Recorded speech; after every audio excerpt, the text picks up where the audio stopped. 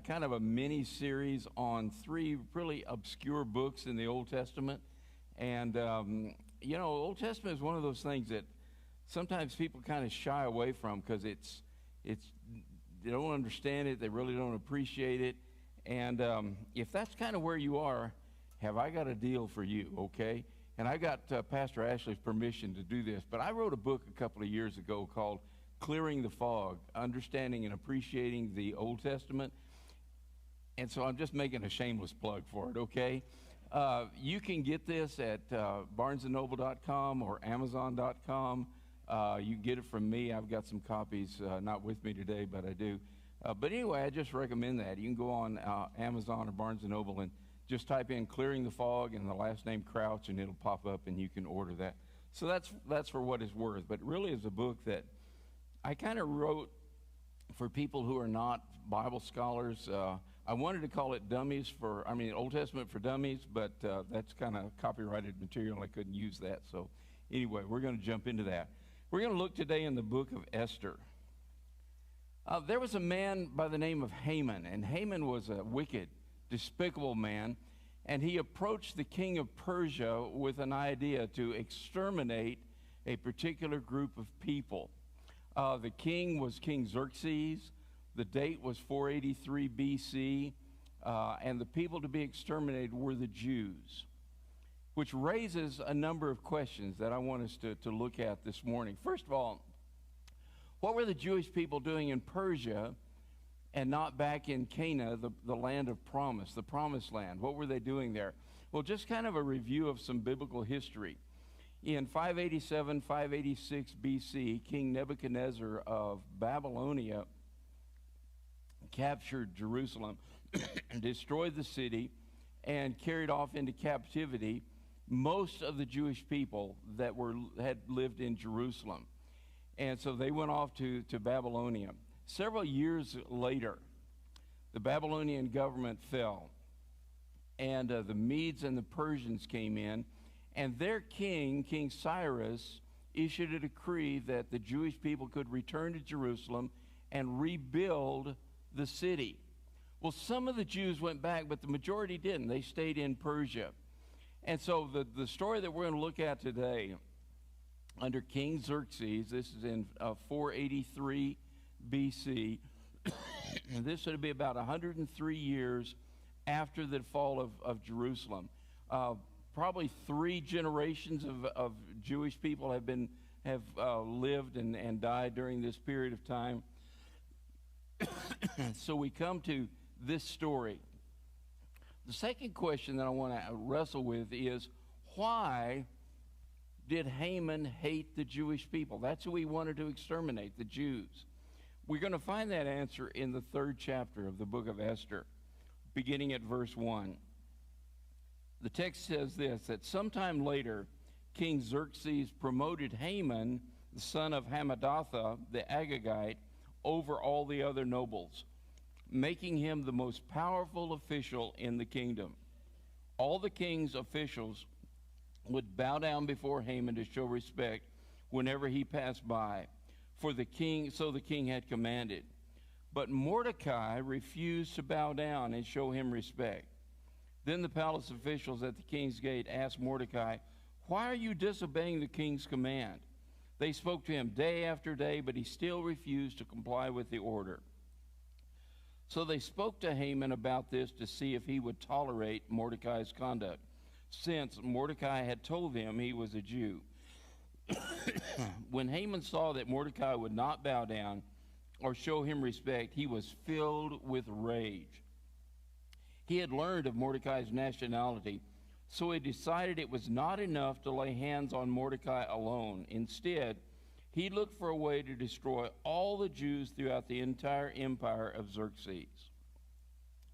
So why would Mordecai not bow down to Haman?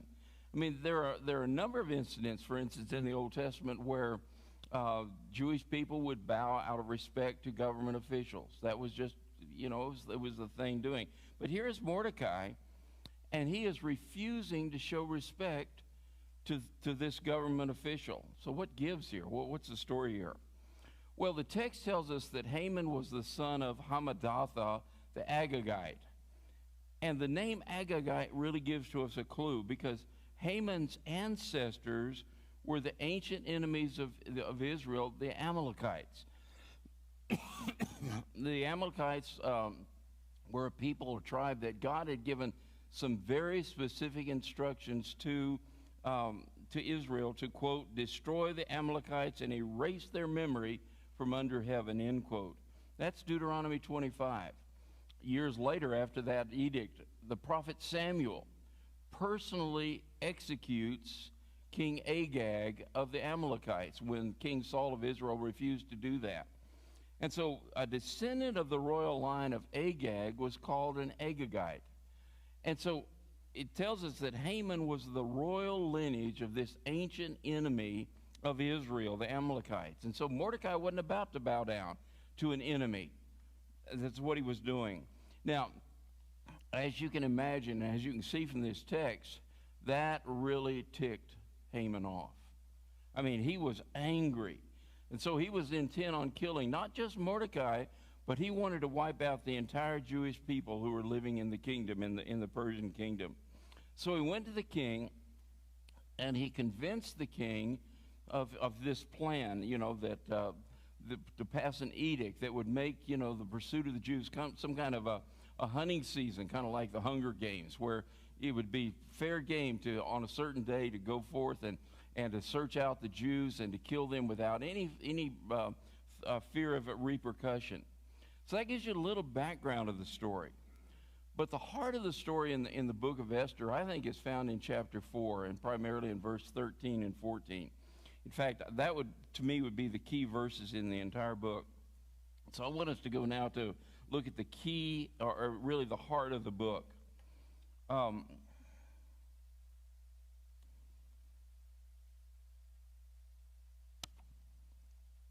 So when Mordecai, who's the arch enemy of Haman, learns of this edict that has been passed, he immediately sends word to his cousin Hadassah, who also is called Esther. And Esther was a Jewess, but she was also the queen. And evidently she knew nothing of the decree, so he sent a copy to her so that she could read it. And then he implored Esther, go into King Xerxes and plead our case. Ask him to rescind this edict. The only problem was that King Esther was not on the schedule to see the king. And in verse 11, Esther sends a messenger back to her cousin Mordecai to remind her uncle, look in verse 11, that all the king's officials and even the people in the province know that anyone who appears before the king in his inner court without being invited is doomed to die unless the king holds out his gold scepter. And the king has not called for me to come to him for 30 days. So Hathath, the messenger, gave Esther's message to Mordecai. See, to go into the court of the king without an invitation was to risk death. And so for Esther to do that would be a huge risk. And that doesn't even take into account the fact that she was going to go in and she was going to ask him to change his mind on an edict that had already been passed, that had been sealed with the king's seal. But listen to the message that Mordecai, how he responded back to Esther in verse 13 and 14. It says, Mordecai sent this reply to Esther. Don't think for a moment that because you're in the palace, you will escape when the other Jews are killed. If you keep quiet at a time like this, deliverance and relief for the Jews will arise from some other place. But you and your relatives will die. Who knows if perhaps you were made queen for just such a time as this? What a powerful statement. I mean, there is so much in this story that we could dive into, but I want to zero, using that phrase right there, zero in and focus on two simple yet eternally profound truths. And the first of these is simply this: God is sovereignly orchestrating all of history for the accomplishment of his purposes. That is, God is sovereignly orchestrating all of history for the accomplishment of his purposes. And when I say that, each part of that is important. For it says that God is sovereignly, that is, God is sovereign. God is sovereign, and it means he is totally in control. I mean, we look at the world today, and it looks like things are just spinning out of control. But if you and I could glimpse into heaven, we would see that God's hands are still on the controls, that he is absolutely in control, and he holds everything in his hand. He holds the universe in his hand. He holds the stars, the planets. He holds the solar systems. He holds you and he holds me, our jobs, our families, all are in his hands. He holds the nations in his hands. And I think that's good news for a time like this, when all that's going on around us. I mean, he's holding the nations, he's holding the world leaders, he's holding the economy in his hands. He holds the crisis in our government, the tension between the United States and China, the war in the Ukraine. All of that is in God's hands. So do you see what I'm saying here? God is sovereign, and he's orchestrating all of history. See, God is the divine maestro, and he knows each part that needs to be played. He knows who is playing the part, and he knows how it's going to turn out. And note, it will turn out for the accomplishment of his purposes. You see, things in this world are not just happening haphazardly. We may think that's to be true, but no, God is in control. He's orchestrating all of history toward the accomplishment of his purposes in this world. We see that again in Mordecai's statement there in verse 14 when he says, deliverance and relief for the Jews will arise from some other place. Mordecai is sure of this. All of this is happening under God's watchful care. And he has a purpose in all of this. And he's not going to let his people be annihilated. That's not going to happen. No, God is in control, and he's right in the middle of the action.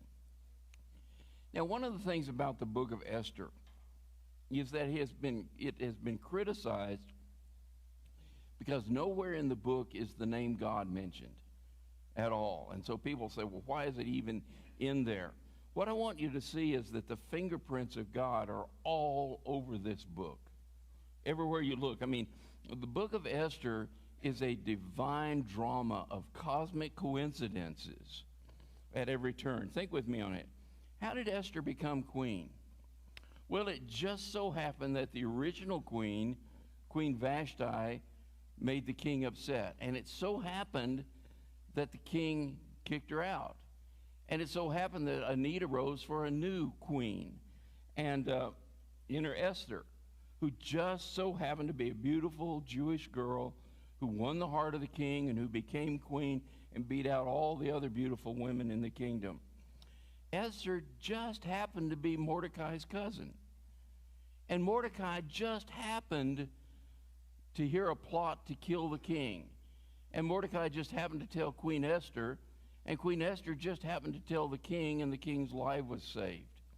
And it just so happened that the story of Mordecai saving the king's life was recorded in a book.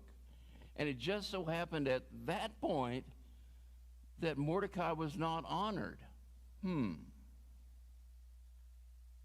Enter Haman. And it just so happened that he is elevated to a prominent role in the kingdom.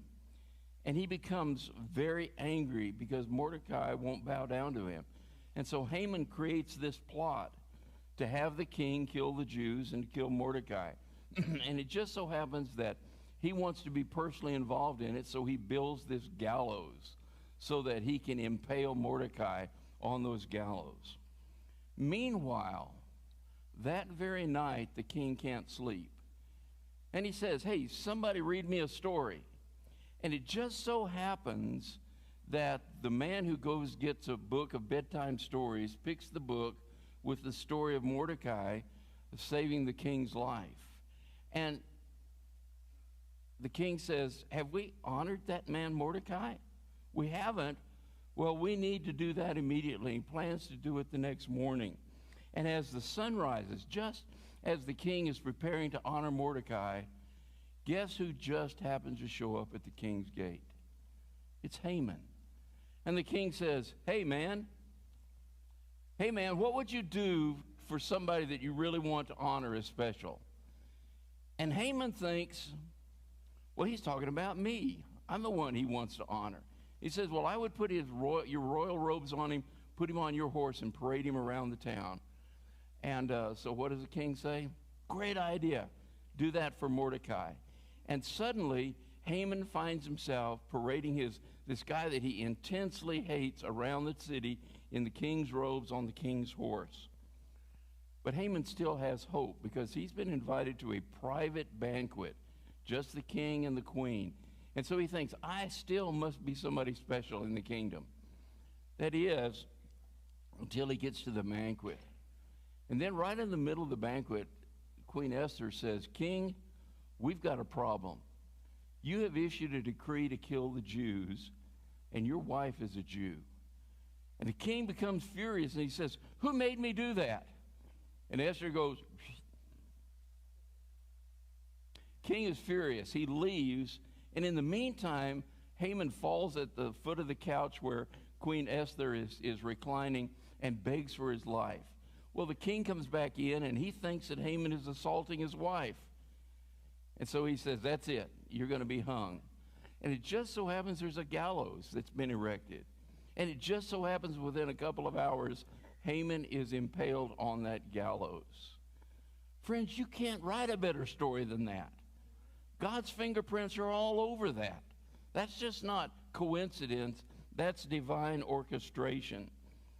And do you see what the book of Esther is teaching us about history? History has been rigged by God. History has been rigged by God, and he's rigged it for a reason. History is his story. And it's about God saving a people for his glory so that all the world can know that he and he alone is God. And so God is sovereignly orchestrating all of history for the accomplishment of his purposes. That is, God is carrying out his purpose. Nothing is outside of his control. And God is in the business, folks, of gathering a family that will honor him and love him for all of eternity. And nothing's going to stand in the way of God's purpose of gathering that forever family. Nothing's going to stop the purposes and the plans of God. Folks, God is still in control in spite of everything that you and I see going on in our world today. God's in control. Folks, terrorist attacks are not going to stop God's purposes. Court decisions against Christianity are not going to thwart God's plans. The media assaults, ACLU and the BLM and the LGBTQ and all of that, the modern atheistic movement, this transgender mess, the clueless politicians around us, anti-Christian school boards and administrators, none of these things will stand in the way of God's purposes in history. Let me narrow it down even a little bit more. Think about your own life, okay? God is orchestrating your life to accomplish his purposes. Have you ever thought that? That your education, your job, your career, who you married, where you live, who are the people that you hang with, those are all there because God has your life in his hands, and he's working in your life to accomplish his purposes in this world. Which really leads to this second truth, and that is simply this. Each of us has a part to play that accomplishes the purposes of God in the world. Each of us has a part to play. Let's look back at Mordecai's words to Esther again in verse 13. Don't think for a moment that because you're in the palace you will escape when all the other Jews are killed. If you keep quiet at a time like this, deliverance and relief for the Jews will arise from some other place, but you and your relatives will die. Who knows if perhaps you were made queen for just such a time as this? He said this, who knows if perhaps you were made queen for just such a time as this? In other words, Mordecai tells her, Esther, God will bring deliverance and relief to his people, but if you keep quiet, it will come not from you, but from some other place. God will find another source. But could it just be, Esther, that God has orchestrated all of this? You know, Queen Vashti refusing to go in and entertain the king's friends, and the king kicking her out, and you being selected as queen. Could it not be that God orchestrated all of this to make you queen for this very moment that you might rescue your people? In other words, he said, could it be that you are queen for precisely this moment in God's orchestration in history? And look how Esther replied to him in verse 16. She said to Mordecai through the messenger, "Go and gather together all the Jews of Susa and fast for me. Do not eat or drink for 3 days, night or day. My maids and I will do the same, and then, though it is against the law, I will go in and to see the king. If I must die, I must die." Esther said, yes, this could very well be the part that I am to play in the history of God's working in history. And I am willing to play my part regardless of what it might cost me. Well, the rest of the story, of course, is pretty simple. You know, the king is delighted to see Esther. He extends the scepter, and she goes into his presence. And then, you know, after 2 different banquets and Haman's put to death, Esther finally asked the king to rescind that order to exterminate the Jewish people. The only problem with that is that that order has been written in, quote, the law of the Medes and Persians, which meant it was a law that could not be reversed. And so instead, the king allowed Esther and Mordecai. Now, Mordecai has now become the new right-hand man to the king, okay? He's allowing them to write a new edict that allows the Jews to defend themselves on that particular day when this slaughter was to take place. And so instead of the Jews being slaughtered on March 7th, when these edicts come to pass, instead of them being slaughtered, they slaughter their enemies. They annihilate their enemies. So great was the victory on that day that the king said, hey, you need a little more time. Let's go to March 8th. And so for 2 full days, the Jewish people defended themselves against their enemies. And arising out of these dates of March 7 and March 8 comes the Jewish festival of Purim, which was traditionally celebrated on March 8th, the day after those edicts were put in place.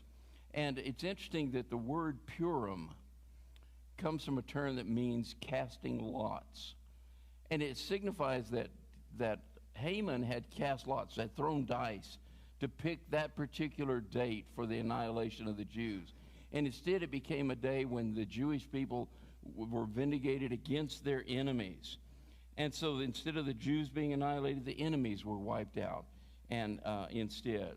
And so the Feast of Purim, therefore, is a joyous celebration of the deliverance of the Jewish people through the hands of Esther, who was willing to risk her life to play her part in God's timetable of history. See, this was a critical time in the history of God's people, Israel. It was an unprecedented time of challenge and difficulty.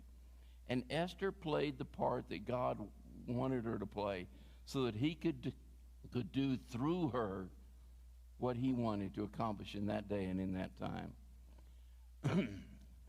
Folks, this story is our story.